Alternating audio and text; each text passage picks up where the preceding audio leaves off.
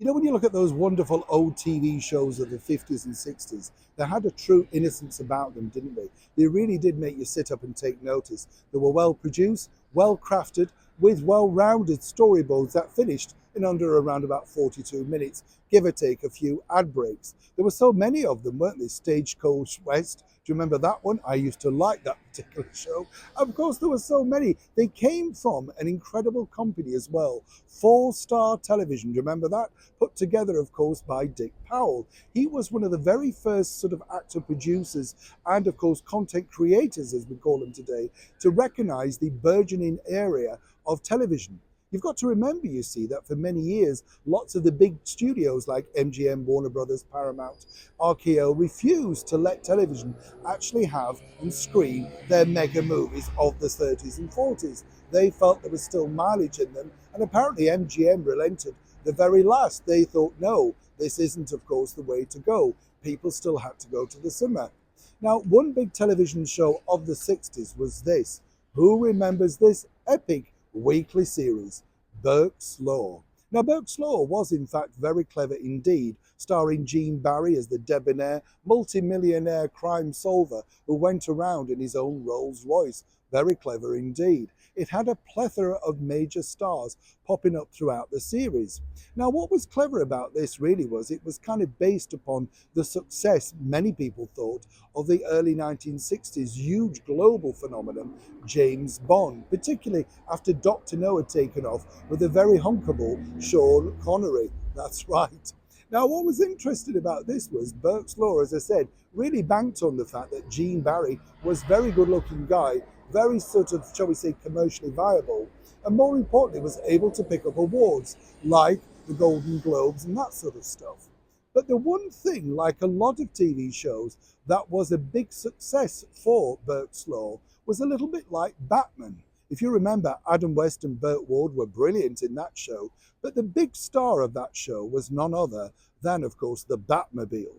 Now, over in Burke's Law, it was rather similar, but a little bit more expensive.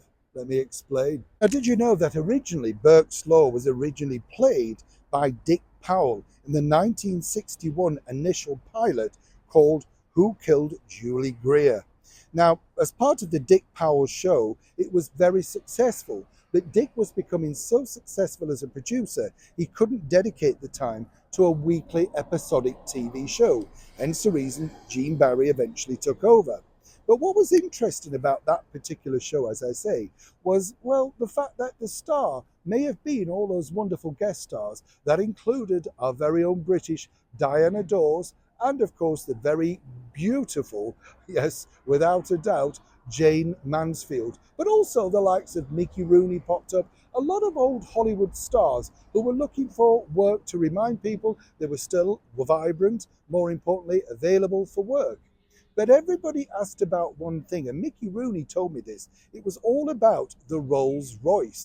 You see, what they'd seen was the opportunity, a little bit like the Aston Martin in the James Bond films, get a car associated with a big TV star and then get them to drive it. More importantly, it's free publicity in every episode. So associated Gene Barry was with, of course, the Rolls Royce that they asked him to become an ambassador.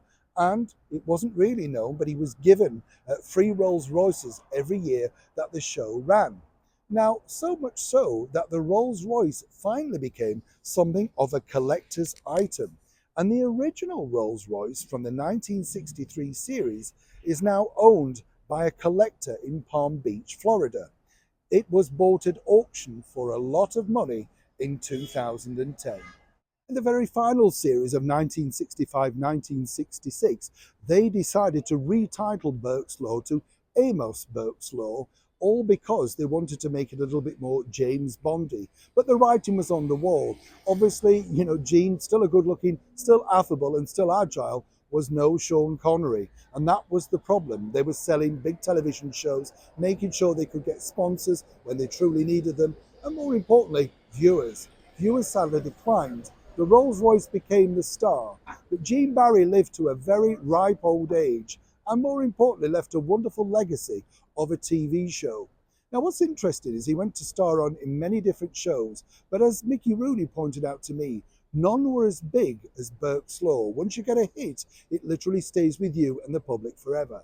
And more importantly, when you look at the cast list, as I say, of the wonderful people that got work in that, it's very reminiscent of exactly what Angela Lansbury did all those years later in that wonderful TV series, Murder, She Wrote, making sure she cast old Hollywood pals each week in different episodes, reminding the public of how much they loved them the first time around.